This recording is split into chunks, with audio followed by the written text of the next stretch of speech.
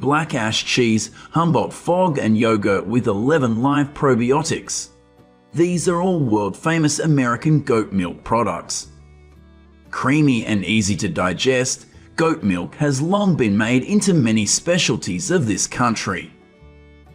And although goat meat is twice as expensive as beef, demand for goat meat in the US has nearly tripled in just 2 decades. This is simply because it's delicious but super low fat compared to other meats in the typical American diet. Though the US is the largest importer of goats, making a profit from goat farming here isn't easy. Many livestock were killed by coyotes in the past. And today, their range is expanding at twice the rate of other carnivores in North America. So how do American farmers solve this problem? And how do they raise more than 2.5 million goats to meet this booming market?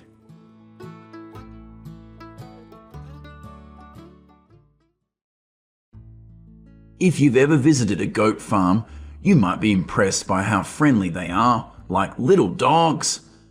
But not all goats are like that.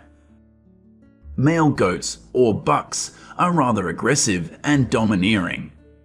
So farmers usually separate them from the herd, except in the fall from late August to early January, the goat breeding season. Female goats, or nannies, are pregnant for about 5 months. When their pelvic ligaments loosen up, farmers know they are about to go into active labor. With the farmer's dedicated care, the newborn baby goats and mama goat can finally relax. Goats have a high twinning rate, but according to studies, the average mortality rate for kids is 10 to 18%. An antibody-rich colostrum, which nannies secretes only in the first 36 hours after birth, is an essential nutrient to reduce this rate. The risk of death for nannies is also high. A few hours after giving birth, farmers must ensure that the placenta has been delivered completely. Otherwise, it can cause septicemia, meaning blood poisoning and even death. After about 8 weeks of bottle feeding, the kids are castrated to prevent inbreeding. Now, they gain at least about 0.3 pounds per day, but breast milk can no longer provide enough essential nutrients for this growth rate. So farmers have to take them out to pasture so that nannies can wean them. Unlike in the past, modern dairy goat breeds are crossbred to produce more milk. So their diet also requires more grains to provide enough energy, protein, and calcium. Just like other dairy animals, their milk flavor is what they eat. That's why Redwood Hill Farm in California, the first US goat dairy to be humane certified, grows its own feed for over 300 dairy goats. This has helped them preserve the delicious milk flavor, which is free from antibiotics and harmful hormones for the past 56 years. California has the most goat farms in the United States. And so, besides Redwood Hill Farm, there is also Cypress Grove Dairy with a herd of up to 1,400 dairy goats. Traditional hand milking is impossible with this large number of goats, so they have switched to a modern milking system called pit parlour. The first thing other farms usually do is disinfect the goats' udders with iodine. But at this farm, they play jazz music. They've tried different types of music, but this is the only type that the goats enjoy and don't startle when they're milked. This soft milking tube gently squeezes and releases, similar to how baby goats suckle. The milking process only takes a few minutes while they are nibbling on food and may not even realize they are being milked. Each year, this farm harvests about 6,000 gallons of goat milk. The freshly harvested milk is then cooled and transported to Cypress Grove's renowned creamery facility. Over the past 4 decades, Tons of cheese have been produced here and shipped across the country. But Humboldt Fog stands out in the international cheese market as America's first soft-ripened cheese.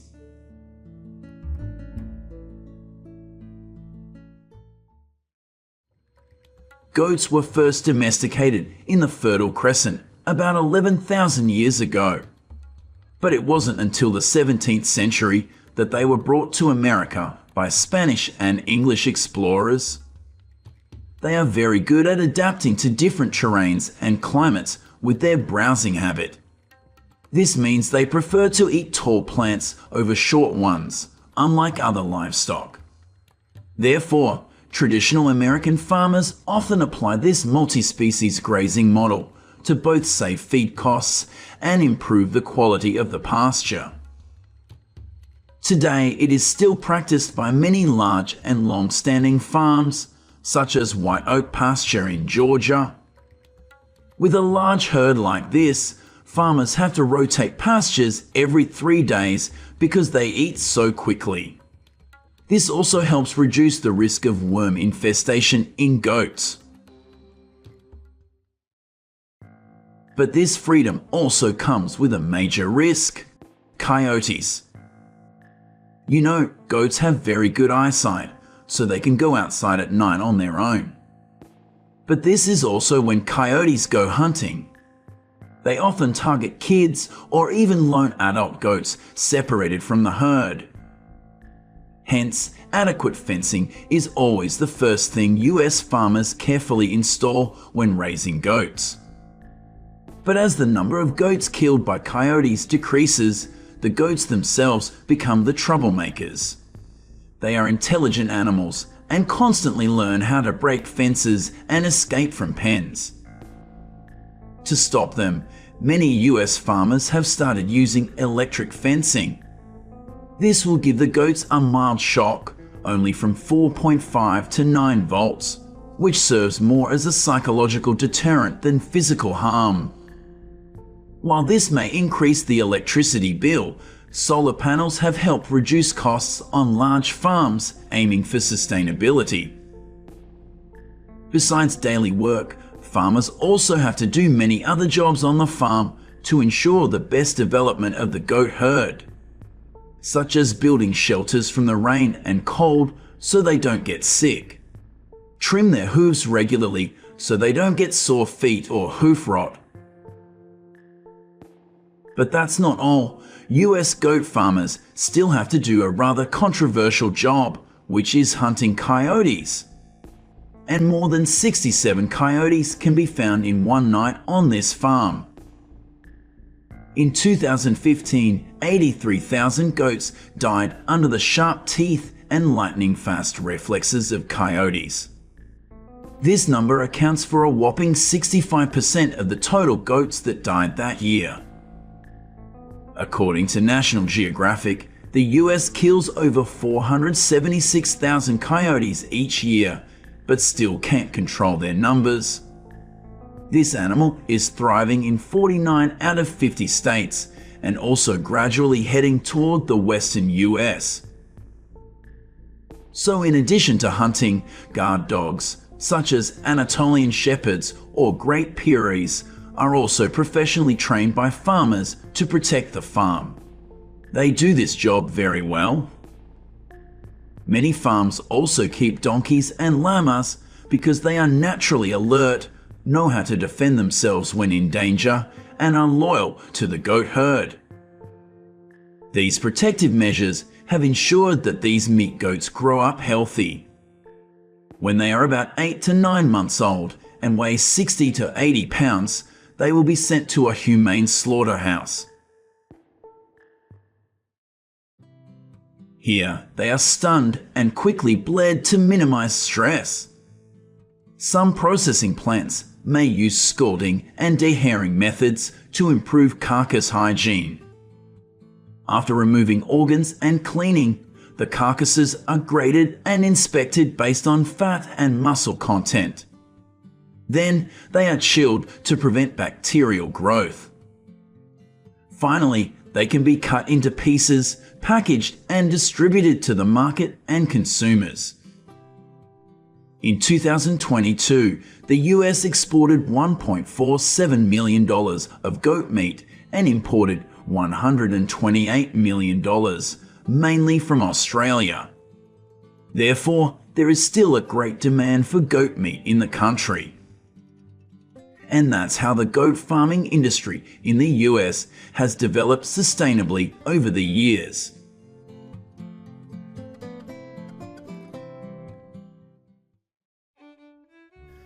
Hello my friends. Today we are going to the mountain states of the United States, places where people think no one wants to live, to see how farming and livestock works here.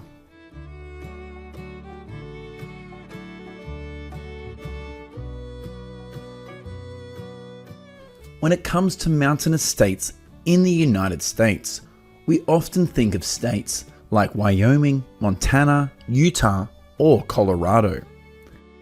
Currently, most of the mountainous states in the United States are in the top 15 states with the largest area in the country. However, when it comes to population, most of the mountain states are the most sparsely populated in the country. Montana, for example, has an area of up to 145,500 square miles, but only 1.1 million people live there, and the population density in this state is 7.3 people per square mile. An interesting statistic about Montana is the state is 324 times larger in area than New York City, but has 14 times less population than New York. The harsh climate, which is mostly mountainous terrain and limited flatland, are the main reasons why the mountainous states in America are not considered ideal places to live. In addition, another reason why many people do not want to move to the mountainous states is because land and house prices in these states is being pushed up compared to their real value. The reason for this situation is that people with good economic conditions want to move to these areas to live a life closer to nature.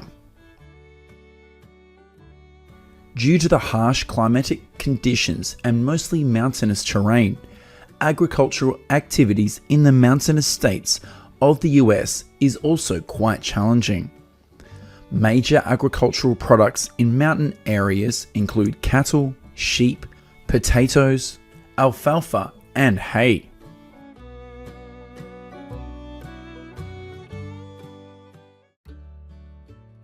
Here's what's going on at a chicken farm in the Gallatin Valley, western Montana.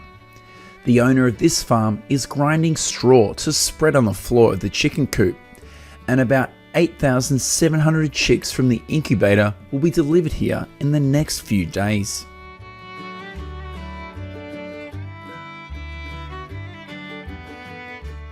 Everything is ready to welcome the chicks. Most of them are shipped here from incubators in Idaho and Colorado. At this farm, thousands of chicks will be raised for 3 to 4 weeks before they are transferred to other farms with the same owner, or they are sold to chicken farms in other states. Those are farms that are not qualified to take care of the chicks.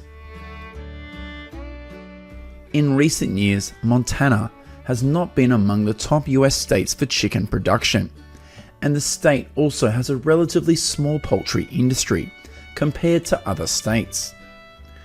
According to USDA statistics in 2021, in Montana there are about 1.8 million chickens raised for meat, ranking 44th in the country in terms of chicken production, and the number of chickens raised for eggs in this state is only about 430,000 creatures. Due to the harsh weather outside, all chicks here will be raised entirely in cages. However, they will be released to the pastures when they are at least 1 month old.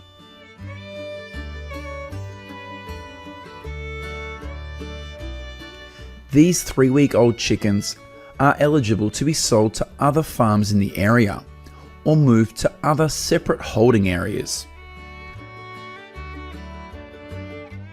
Currently, most chicken farms in Montana are located in the large areas of land.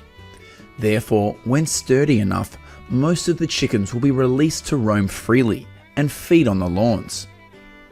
Of course, when the weather outside is too cold or too hot, thousands of chickens will be locked in cages to ensure their health remains good. Among the mountainous states in the United States, New Mexico is the state with the largest number of chicken farms, with 253. However, the number of chickens in the state is only about 3.7 million, nearly 7 times less than the number of chickens raised in Idaho, where there are only 92 chicken farms in operation. This is a poultry farm in the city of Brigham, in northern Wyoming. Although it is the snowy season, hundreds of hens laying at this farm are still released to roam freely on days when the snow is not too heavy. In addition to laying hens, this farm is also home to nearly 200 turkeys. With severe weather conditions and snow appearing for many months of the year, large-scale poultry farms in the mountainous states of the US are said to be inefficient.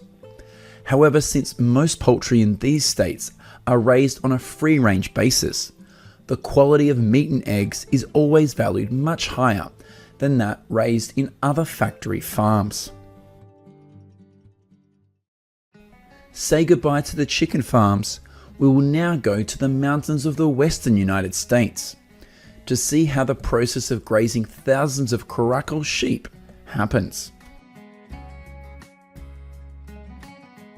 The caracal is a breed of sheep that originated in Central Asia and was first introduced to the western United States in the early 1900s. According to USDA statistics, in 2021, there is about 2,300 caracal sheep in the country, and about 87% of them are distributed in mountainous states such as Colorado, Wyoming, and Utah. These are also the states with the largest number of sheep farms in the United States. Basically, raising caracal sheep is similar to raising other sheep breeds in the United States. However, most caracal sheep ranchers in the United States mix them in with goats because the two species are very sociable with each other. In 1924, the Caracal Sheep Breeders Association was founded in the United States and remains here to this day, with its headquarters located in the heart of the state of Montana. This is also the state with the largest number of caracal sheep farms, with 43. Unlike other common breeds in the United States, most caracal sheep are raised grazing rather than being kept in barns. These sheep spend almost their entire lives roaming the grasslands and mountainous areas of the United States. About 870 caracal sheep are slaughtered in the United States each year for their meat and skins. The remaining caracal sheep are raised for wool.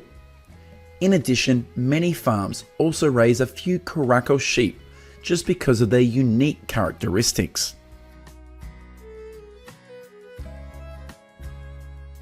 Because the area has many active livestock farms, the production of hay for animal feed is also very developed in the mountainous states of the United States. As early as the 1930s, ranchers in the mountain states focused on large-scale production of hay as a reserve fodder for livestock. Currently, Idaho is a mountain state with the largest hay production, with about 17.3 billion pounds produced each year. The state also ranks second on the list of the most hay producing states in the United States. In addition, Montana, with £13.8 billion per year, also ranks 4th on this list.